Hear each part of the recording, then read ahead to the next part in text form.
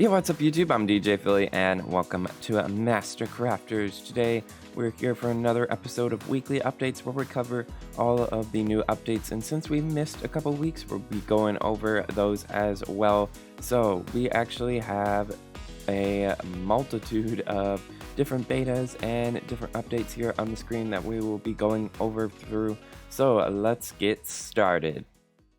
Okay, so we're now on the Bedrock betas here, and I want to go over the first beta that we actually have, which is 1.16.210.54, and this just adds a bunch of bug fixes, as well as if we were to actually go into our settings here and go into the audio, you can actually see that they now have a slider for text to speech.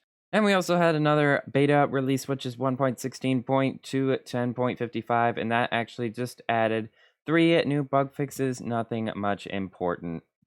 But we actually do have a beta that is actually pretty interesting, 1.16.210.56, and this actually has added the dripstone in game, so we can place it down here just like that. And then we also have our skulk sensors as well. So these are brand new to Bedrock, and also in these betas, they are not actually fully set up yet to the Java mechanics. So the dripstone actually here doesn't give out lava or redstone in a cauldron, and some of the mechanics still need to be worked out with the skulk sensors, but at least we do have some of the new features in Bedrock.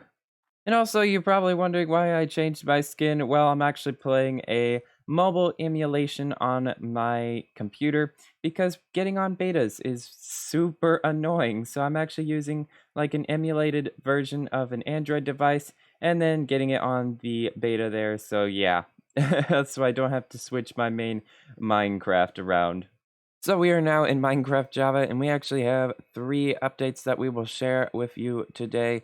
So let's get started here. 1.16.5 release candidate and the full release have been released out to the public, and the changelog wasn't very specific on these updates as to stability updates were actually added to the game, but they aren't really sharing it just because of security issues if servers are still in older versions. So we don't really have anything to go over with.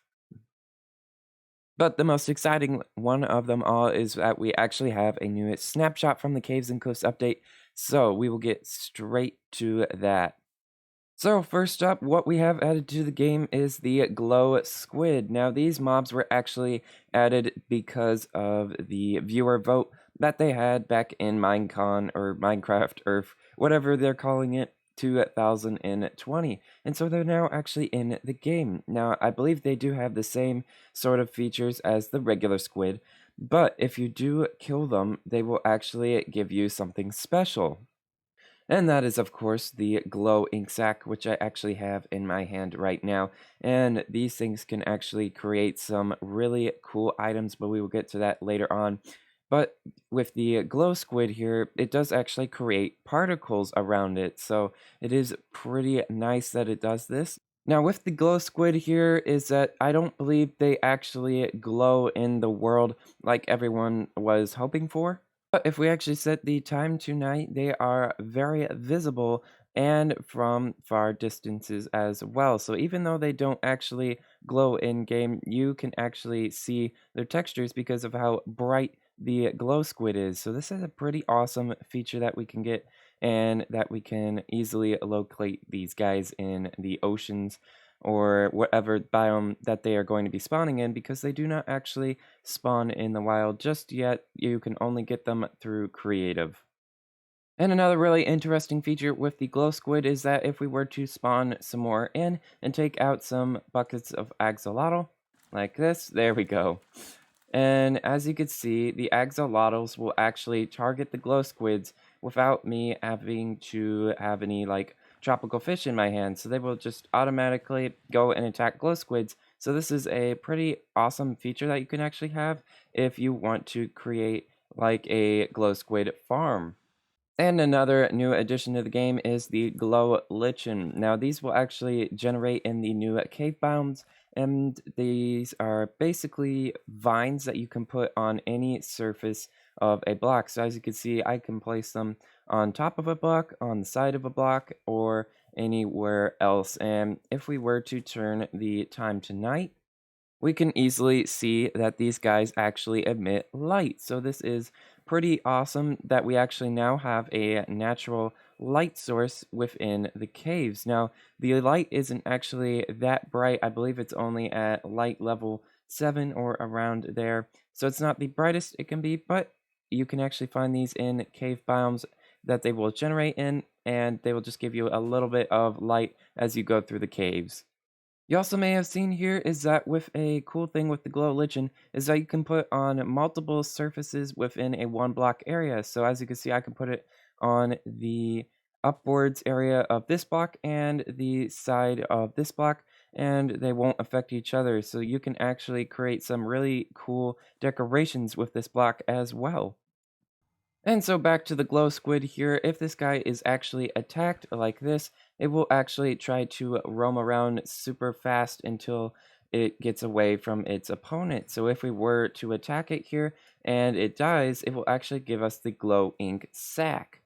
And there are actually a couple of new uses for the glow ink sack. So first up, we actually have a new item called glow item frame that is crafted with one glow ink sack and an item frame. And this cool new item is that we can put it anywhere in the world here. And as you can see, it is a lot brighter than the normal item frame. So if we were just to place a block here and set the time to night, and as you can see, the new glow item frame is a lot brighter at night than the regular item frame, and it actually illuminates the item within it as well, so this is a pretty amazing feature. And if we were to set the time back to day here, as you can see, they're almost indistinguishable except for all of the new texture that we have on the glow item frame. And so another cool thing with the glow ink sac, if we were to place a sign and say something in it, and we were to dye it here, and then we can actually take the glow ink sac and make the color a lot brighter than it normally is. So this is the actual red color that is normally in the game, and this is the new sort of glowing texture that we now actually have with the glow ink sac. And of course, you can do this with any of the other dyes. So if we were to say hello again, place it in the sign and then dye it yellow. And then we could take our glow ink sac and dye it. And as you can see, it glows a lot brighter in the nighttime. But the really cool thing is that if we were to set the time back to day, as you could see, the regular dye color and the dye color with the new glow ink sac are almost indistinguishable. So you can actually set up some really cool signs that will only glow at the night and tell your friends like, hey, where to go, but it will only activate at night. So this is a pretty cool feature that is introduced in the new snapshot. And there we have it, guys. Hope you like this episode of Weekly Updates.